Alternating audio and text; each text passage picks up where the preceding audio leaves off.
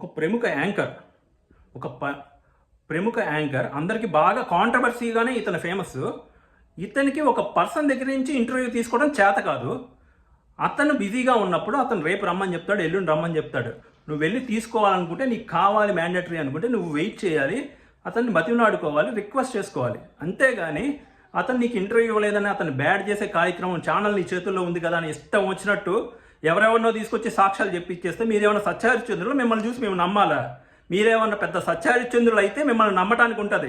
మీరు ఏది చెప్తే అది నమ్మాలా ప్రూఫ్లు లేకుండా? మీకు జర్నలిజం అనే ముసుగు, మీకు అసలు ఎవరు జర్నలిస్ట్? మీరు అసలు జర్నలిస్టులే కాదు, యూట్యూబ్ ఛానల్ యూట్యూబర్స్ మీరు. మీకు ఒక పర్సన్ దగ్గర ఇంటర్వ్యూ తీసుకోవడం చేత కాదు. మీ చేతకనతనాన్ని అతనికి ఎందుకు బ్లేమ్ చేస్తున్నారు? ఇప్పుడు నేను క్లయింట్ అనుకోండి, మీకు నేను ఎప్పుడు రమ్మంటే అప్పుడు మీరు రావాలి, కానీ మీరు వచ్చినప్పుడల్లా నేను నా పనులు ఆపుకొని నీకు ఇంటర్వ్యూ ఇస్తానా? సిగ్గుండాలి అడగడానికి.